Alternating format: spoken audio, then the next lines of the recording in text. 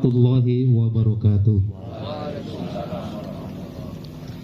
Nahmaduhu wa nasta'inuhu wa nastaghfiruh wa na'udzu billahi min shururi anfusina wa min sayyiati a'malina may yahdihillahu fala mudhillalah wa may yudhlil fala hadiyalah. Asyhadu an la ilaha illallah wa asyhadu anna Muhammadar Rasulullah. Allahumma sholli ala sayyidina Muhammad wa ala sayyidina Muhammad amma ba'du.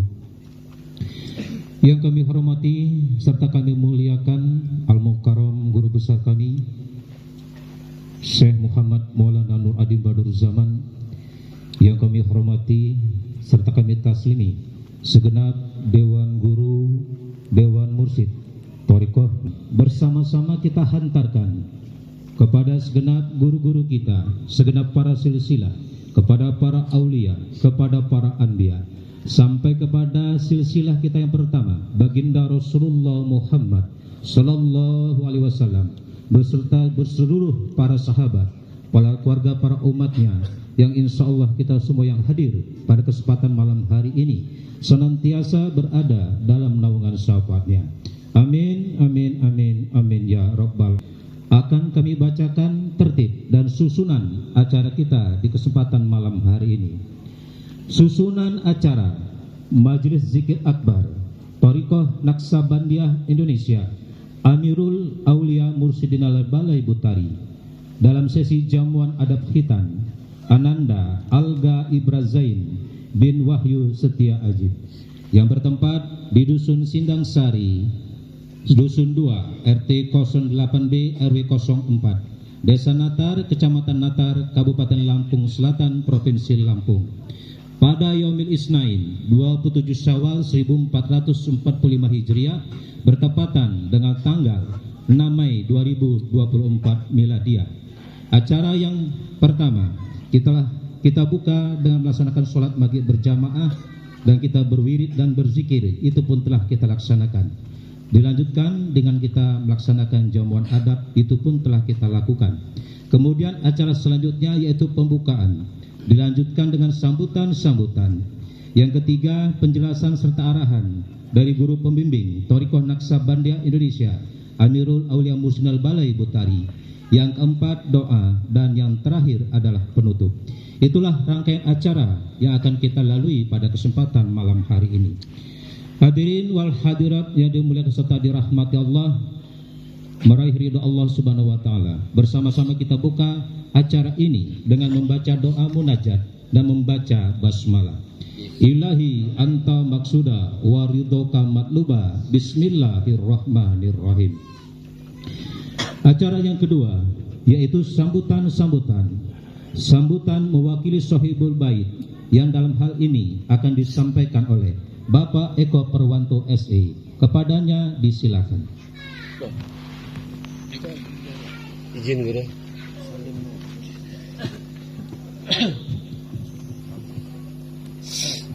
Sebel hajat Bapak Wali keluarga juga mewakili selaku masyarakat Dusun 2 Sindang Sari.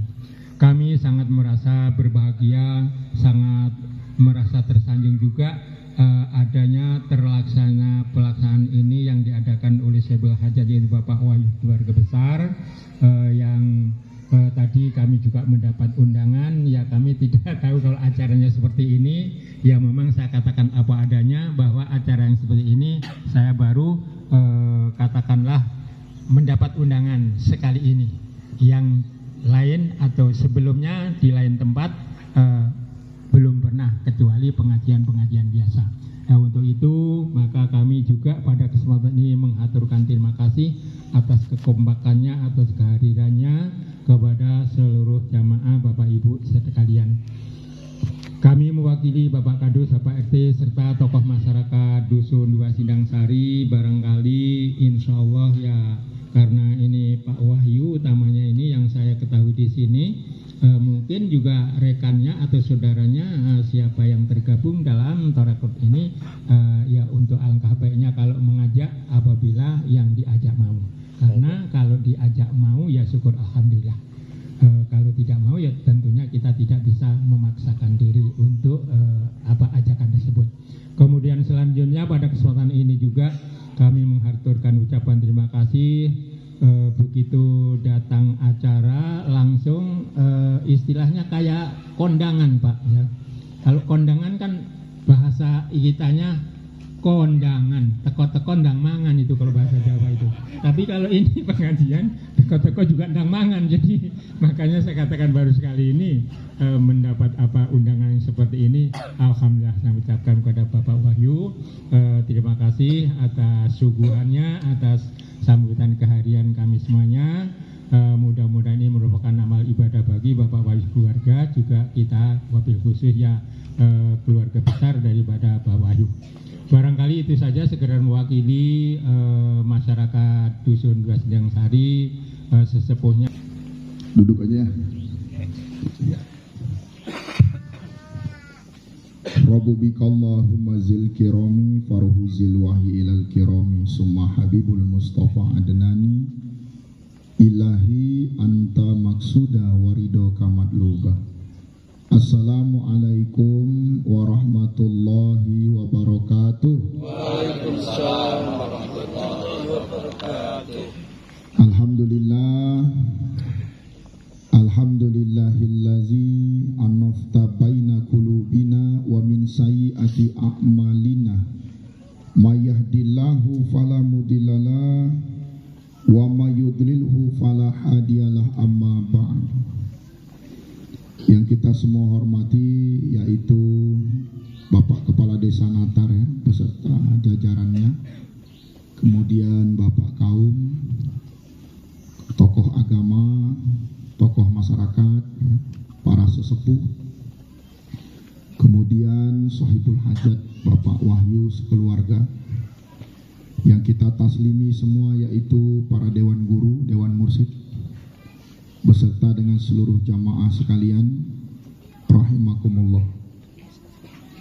Kita terus menyatakan rasa syukur yang luar biasa, yang tidak ada batas, tidak ada hingga, sampai ke hadapan Tuhan Rabbul Alamin, Zat Maha Suci.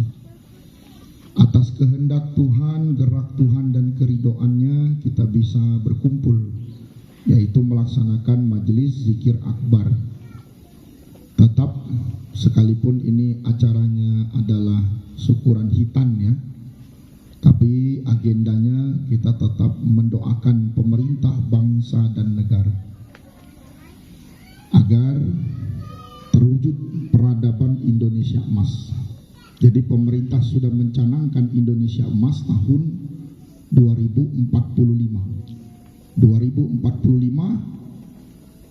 terwujudnya Indonesia emas. Nah, maka perjuangan kita kalau dapat, kita mohon keridhaan Allah, keridhaan Tuhan, sebelum 2045 terwujud peradaban Indonesia emas. Artinya peradaban Indonesia emas ya sama dengan yang dicanangkan pemerintah, yaitu tegaknya hukum seutuhnya di negara kesatuan Republik Indonesia. Kenapa dikatakan tegak hukum ini terwujud peradaban Indonesia emas? Sebab dengan tegaknya hukum akan terwujudlah kedamaian, kesejahteraan, kemakmuran bagi seluruh manusia, seluruh hewan dan seluruh makhluk yang ada di bumi pertiwi. Itu ya. Kemudian salawat dan salam pun terus menerus kita hantarkan kepada seluruh silsilah, seluruh aulia, seluruh anbiya, sampai kepada Nabi Muhammad Rasulullah Sallallahu Alaihi Wasallam. Kita mohon syafaatnya, ya, yusapu pertolongan. Jadi pertolongannya dari Allah, dari Tuhan, melalui Rasulullah, melalui ulama warasatul anbiya wal mursalin. Kalau begitu apa bentuk syafaatnya? Bentuknya diperjelas di dalam surat Az-Zumar, fahuwa ala nuri mirrabbi, yaitu cahaya dari Tuhan.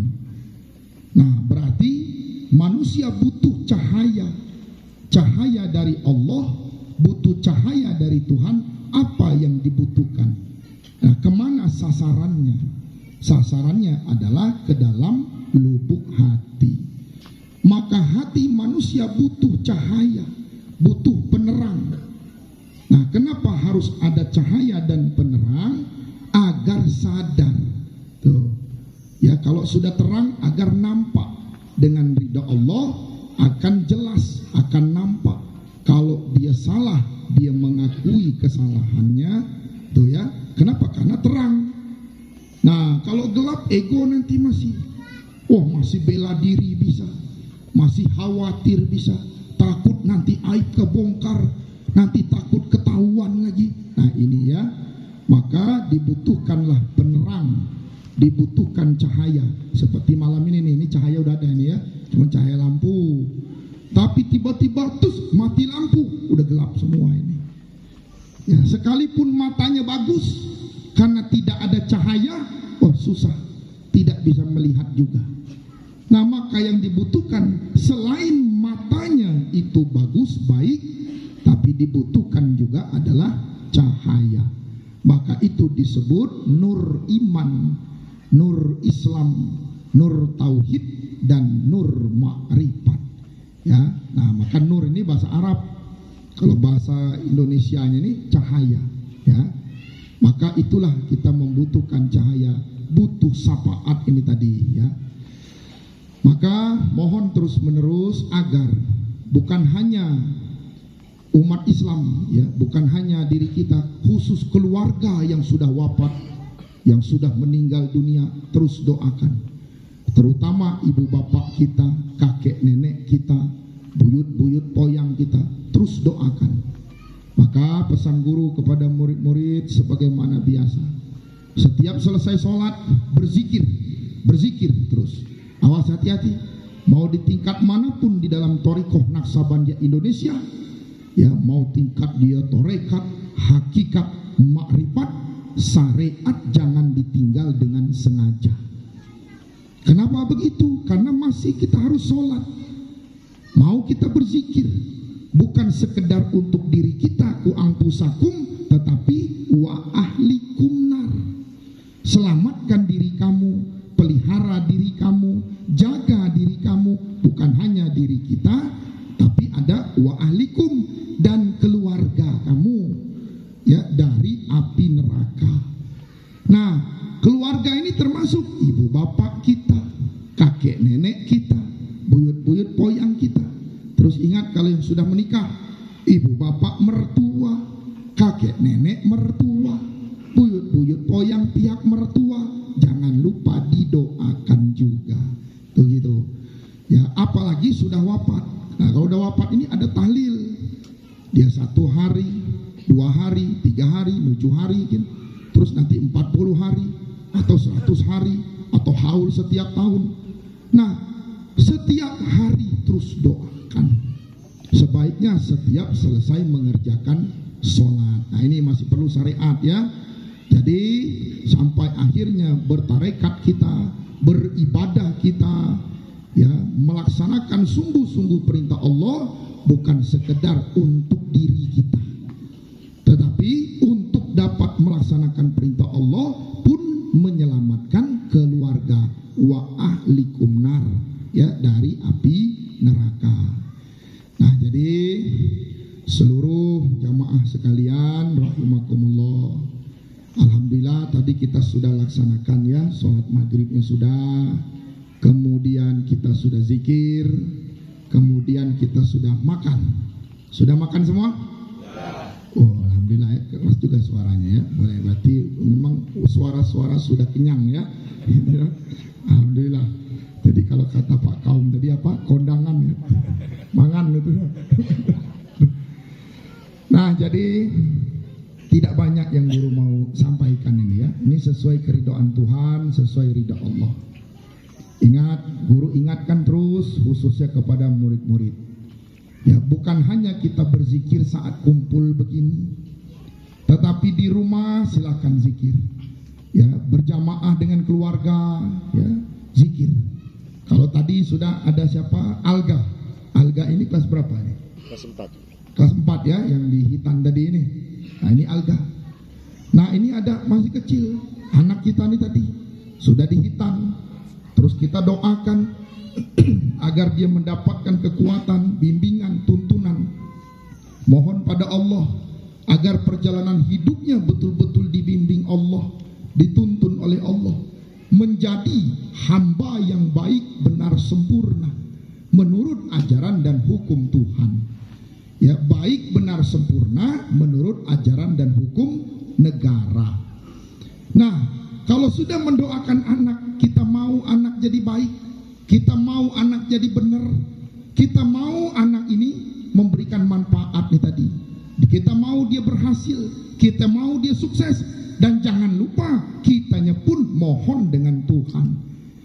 Ya Allah, ya Tuhan, mohon beri aku kekuatan agar aku dapat menuntun anakku, mendidik anakku, membimbing anakku ini tadi sesuai dengan ajaran dan hukum Engkau. Ya, sesuai ajaran dan hukum dalam negara. Nah, ini kita mohon kekuatan. Kita mau anak kita berhasil, kita mau anak kita sukses, kita mau dia jadi orang nih tadi. Ya, besarnya dia berhasil membawa manfaat. Maka bukan sekedar mau. Nah, sudah mulai doakan anak kita tuh. Mohon ya Tuhan, aku pun beri kekuatan ya Tuhan. Beri kekuatan pada diriku ya Allah, agar aku dapat menuntun anakku, membimbing anakku, mendidik anakku sesuai ajaran hukum Engkau dan sesuai keridhaan Engkau. Begitu ya. Jadi itu didoakan juga anak tadi nih.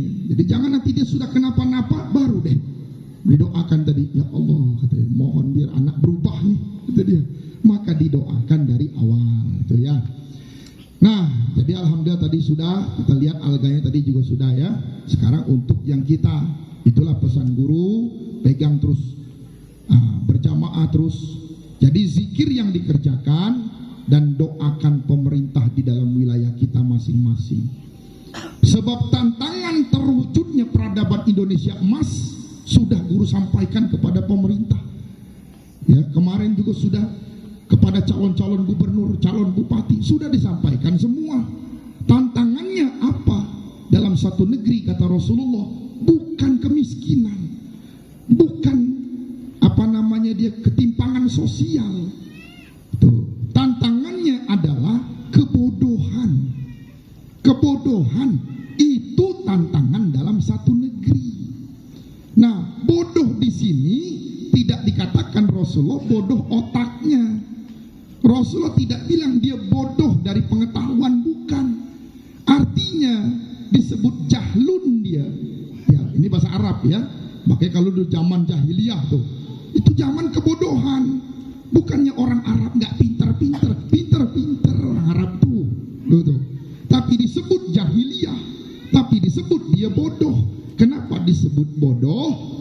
Nah, yang bodoh apanya? Kolbunya, hatinya, bukan otaknya. Nah, bodoh karena belum mengenal Tuhannya. Sementara di negara kita ini tadi, ya, negara kita sekarang nih, di NKRI ada Pancasila, rukun atau sila pertama tadi adalah ketuhanan yang Maha Esa. Nah, maka dituntut agar semuanya mengenal Tuhannya. Nah, bukan mengenal Naksabandiyah, bukan kenal pengajiannya.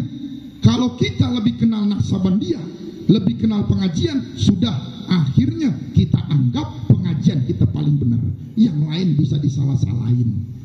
Nah ini, kalau dia lebih kenal agamanya, akhirnya dia bisa menyalah-nyalahkan agama lain. Nah, maka itulah diterbitkan sila pertama, ketuhanan yang Maha Esa. Ingat, tujuan diadakannya Islam cuma satu, yaitu alat untuk mendekatkan hati kepada Allah. Nah, kalau hati sudah dekat kepada Allah, sudah bersanding dia dengan Allah, sudah sepakat dia dengan Allah, sudah tunduk, sudah jinak dengan Allah, patuh taat hati kepada Allah, mustahil timbul dalam hati kehendak melakukan dosa. Nah ini ya. Nah, kalau hati belum bersanding dengan Allah, kalau hati belum bersepakat dengan Allah, kalau hati ini tadi belum kompromi dengan Allah, maka yang timbul di situ adalah mazmumah. Begitu. Maka kalau dia bersanding bersanding dengan es itu dingin. Nah, kemudian kenapa timbul akhirnya rasa panas? Ya karena api tadi. Nah, kenapa timbul rasa dingin? Ya karena es tadi. Nah, apa yang timbul di dalam lubuk hati manusia ini tadi disebut mazmumah. Ada iri, ada dengki, ada dendam, ada tersinggung lah. Itu. Kemudian ada rasa tidak pernah cukup. Berapa banyak rezeki diterima selalu kurang. Rasa gelisah, rasa was-was, rasa tidak nyaman, enggak tenang. Kira-kira bersanding dengan siapa? Nah, maka ini gunanya. Sandingkan hati pada Allah, sambungkan hati pada Allah, satukan hati kepada Allah. Ini ilmunya disebut tauhid. Disebut tauhid. Islam udah ada ilmunya itu. Maka tauhid dibagi 4. Ada tauhid asma, ada tauhid af'al, ada tauhid sifat, ada tauhid zat.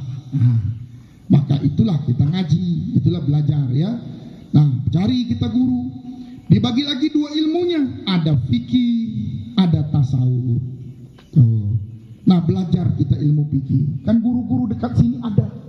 Anak-anak kita yang masih kecil, ajarkan, serahkan kepada guru-guru fikih. Ada ustadz, ada kiai. Nah, ini guru-guru mengajarkan tata cara beribadah. Begini loh cara toharo. Ini loh najis-najis. Diperjelas nih. Ada najisnya, ada mutanajisnya. Kemudian begini bab toharonya. Ini cara mensucikan diri dari najis. Sampai nanti ada cara sholatnya. Rukun 13 sholat ini tadi. Ada af'alnya, ada qaulinya. Begini loh bacaannya, begini loh gerakannya. Nah, ini harus tahu ya. Begitu. Sampai haji, muamalah tuh. Jangan nanti udah berangkat haji, dia nggak tahu tawaf gimana. Bagaimana tawafnya? Orang muter-muter, kenapa nih muter-muter Ka'bah nih ya? Nah, ini kan dia harus tahu tuh. Ini gerakannya ada. Nah, kemudian cari juga guru tasawufnya. Kenapa? Untuk dapat menyandingkan hatinya kepada Allah, agar ibadah yang dikerjakan itu betul-betul murni untuk mendekatkan hati kepada Allah. Nah, lepaslah dia dari kebodohan. Maka itu sekarang ingat, masalah orang sama semua. Masalah manusia itu sama, cuman ya bentuknya aja beda-beda ya. Ya guru ulang lagi. Masalah manusia itu apa sebetulnya? Masalah orang itu apa? Apakah masalah ekonomi yang bikin dia nggak tenang? Bukan. Masalah pekerjaan? Bukan. Masalah rumah tangga yang bikin nggak tenang? Bukan. Bukan itu masalah yang bikin dia nggak tenang. Yang membuat manusia gelisah, was-was, tidak tenang, tidak nyaman, itu rasanya bukan di otak, rasanya di kolbu. Maka ada latoib-latoibnya tuh, ada 7 latoibnya tuh.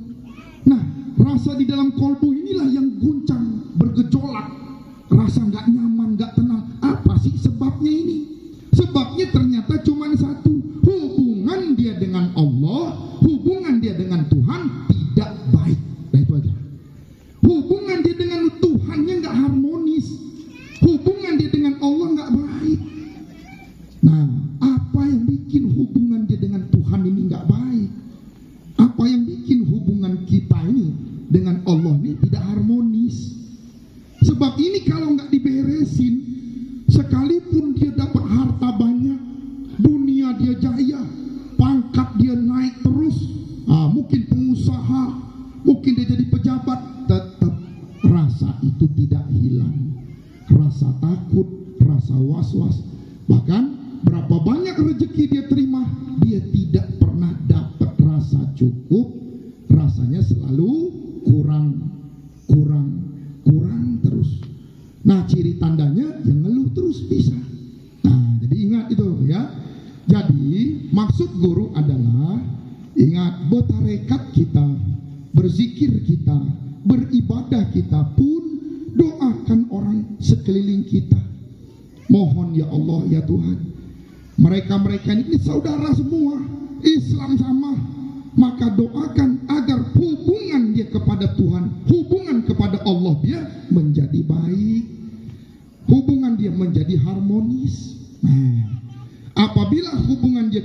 Tuhannya menjadi baik, menjadi harmonis, ternyata ekonomi dia belum banyak berubah.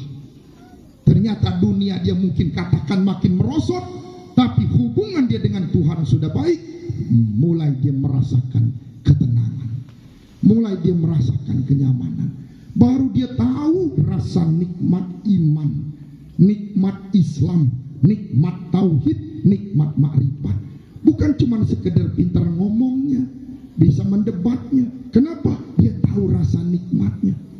Bukan pintar ngomongin jelasin iman adalah Islam ini begini, tauhid ini, makrifat ini. Kalau cuma tahu cirinya, itu bisa debat. Maka Rasulullah larang berdebat. Kenapa? Belum sampai sebetulnya itu.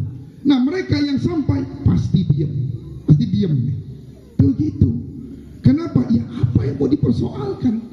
Begitu. Sama seperti orang kalau makan semangka manis, makan semangka manis, rasa apa tuh? Rasa semangka, rasa semangka manis ya, nggak mungkin rasa durian itu.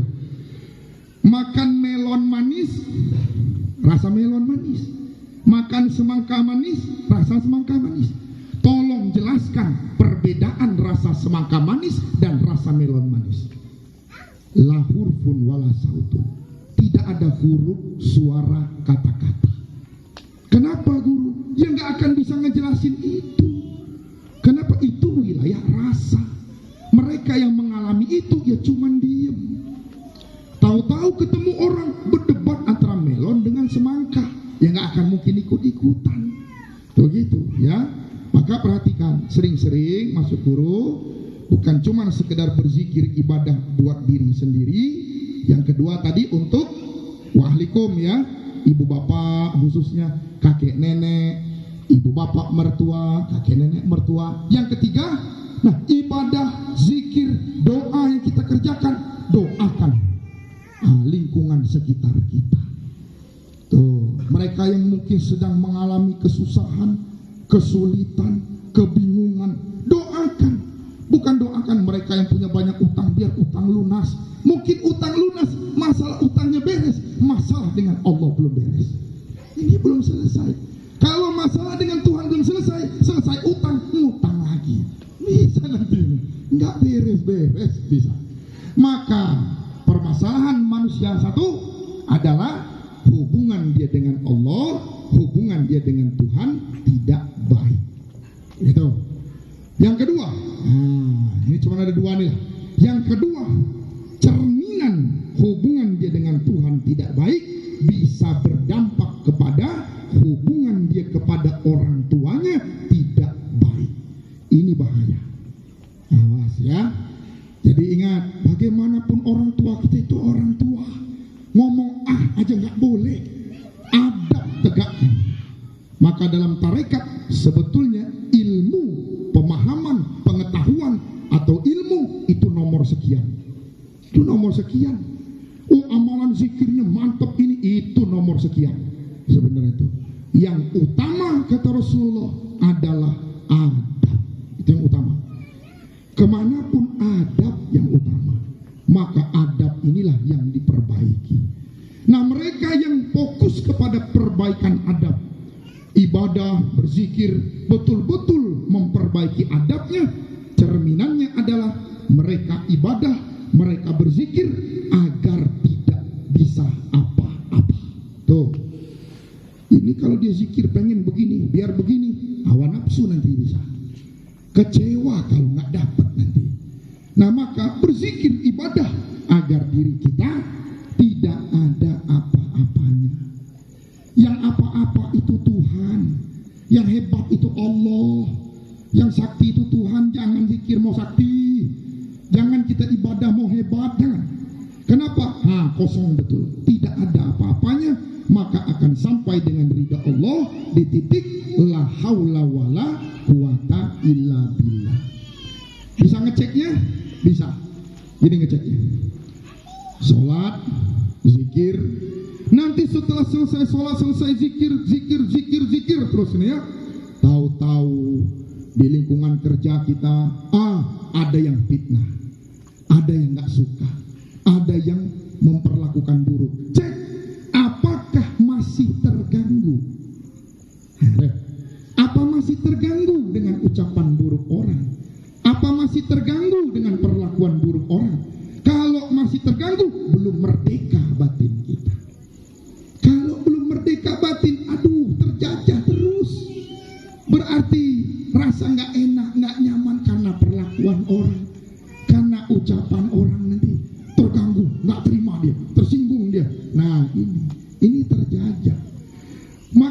ketika dia sholat, zikir, sholat, terus beribadah, nah muncul orang-orang dekat.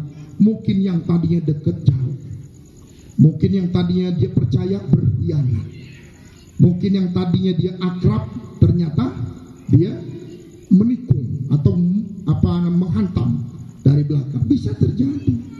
Awal itu ujian, dicek betulkah ibadah ini tadi karena aku. Nah kalau betul-betul ibadah karena Allah, maka Allah yang bisa apa-apa, Allah yang maha apa-apa. Nah kita agar tidak ada apa-apanya. Begitu. Kenapa? Yang kita mohon hanya ridho Allah. Itu yang mohon. Apa yang terjadi? Sesuai ridho Allah. Suka tidak suka, hati pasti terima. Pasti terima ya. Begitu. Contoh. Nah, perlu kasih contoh lagi ya. Ini bukan kode ya. Contohnya di kopi cocok nih. Kopi. Belum ya. Tapi nggak apa-apa. Ini contoh aja ya. Contoh, ini ngopi nih, rata-rata ngopi kan? Oh cocok ya, nih ngopi ya, ngopi. Ada orang kalau dia ngopi itu kopinya manis. Kalau kopi itu manis campur gula apa garam? Gula apa garam? Gula ya. Kalau campur garam asin ya. Nah kopinya dicampur gula, manis kan? Istrinya lupa pada hari itu dibikinkan kopi si suami bukan dicampur gula, dicampurnya garam. Campurnya garam nih. Semangat istri ngaduk-ngaduk, dia pikir gula. Dia aduk-aduk, enggak dicicipnya lagi nih. Nah, dihidangkan pada suami tadi. Nah, begitu si suami minum, rasanya apa nih kopi? Asin rasanya tuh. Masalah enggak tuh? Masalah nggak itu? Dia biasa minum kopi manis. Nah, kopi manis kan campur gula. Hari itu istrinya lupa, nggak sadar. Dibikinin kopi suami, bukannya dicampurnya gula, dicampurnya garam 2 sendok. Garam 2 sendok diaduk. Ini Pak, kata dia, kopi Pak, minum dulu. Tapi tunggu guru udah ada kopi ini. Ya ini dulu kopi. Ini Pak kopi. Begitu si suami minum kopi, asin rasanya. Wah, itu dia langsung. Bahaya nih. Masalah nih ini. Tuh, ganti. Atau si istri lupa ngasih gula. Langsung dihidang aja. Berarti biasa minum kopi manis. Nah hari itu si suami minum kopinya tanpa gula, kopinya pahit ya. Begitu dia minum, pahit. Wah istri lupa kasih gula, pahit. Terima atau tidak? Belum. Hati dia nggak terima itu.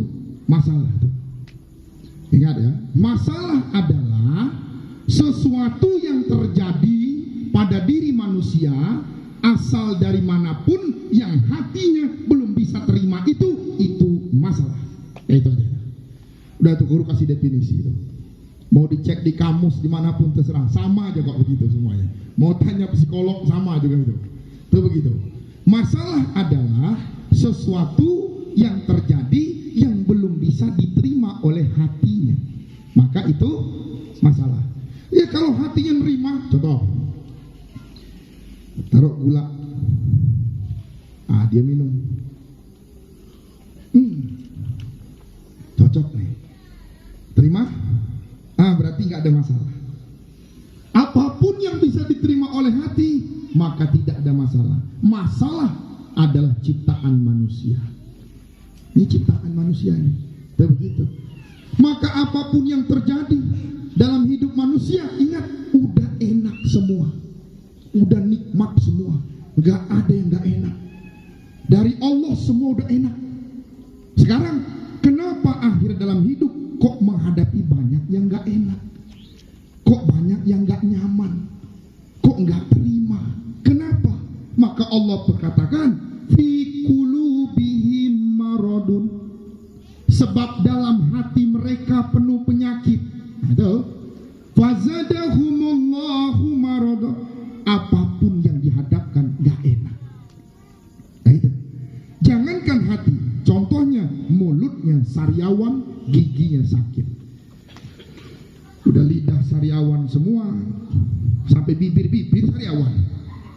Tuh, lidah sariawan, bibir sariawan, gigi sakit lagi. Makan sate perih, makan rendang perih, makan apa lagi? Makan pindang ya, pindang perih. Makan apa yang enak? Itu makanan udah enak semua. Kenapa perih? Kenapa tidak enak? Sebab dalam mulutnya ada penyakit. Begitu. Maka bereskan yang di mulutnya, bereskan masalah dalam kolbunya, bereskan masalah dalam hatinya. Belum yang di luar tubuh harus selesai. Begitu beres baru tenang. Kenapa kemarin gak enak ya? Ternyata bukan makanan salah bumbu, bukan makanan salah resep. Masalahnya bukan di makanan, masalahnya bukan di kehidupan, bukan di ekonominya, bukan di keluarga, bukan di pekerjaan, bukan. Masalahnya ternyata ada di dalam diri manusia itu sendiri. Nah itu ya. Nah maka inilah gunanya. Hati sambungkan pada Allah, hati sandingkan dengan Allah. Jangan pisahkan hati dengan Allah. Dan Tuhan katakan, aku tidak lihat fisik kamu, warna kulit kamu, ya aku lihat hati kamu. Nah maka jaga betul hati. Begitu sudah fahuwa ala nuri min rabbi, dengan ridha Allah, masuk cahaya Allah ke dalam lubuk hati. Teruslah beribadah, terus berzikir, sampai bergetar zikir dalam lubuk hati. Nah teruskan ya, beribadah, berzikir. Nah jangan takut, maksud guru, jangan aneh, jangan bingung. Itu ridha Allah. Terus diperlihatkan isi dalam hati kita sendiri.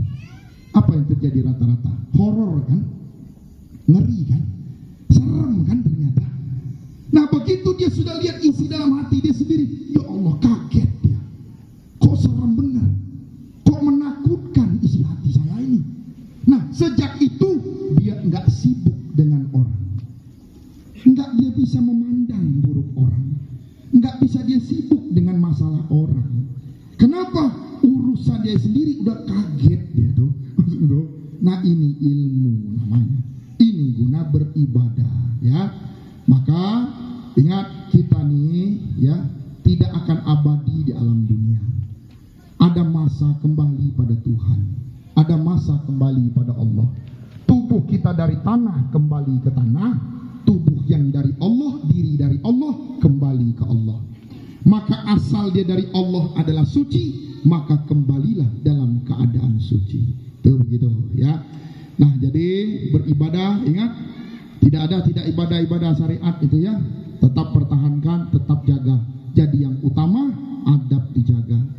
Adab suami pada istri, adab istri pada suami, adab anak pada orang tua, adab kepada lingkungan sekitar, itu dijaga. Adab kepada sesama umat Islam dijaga.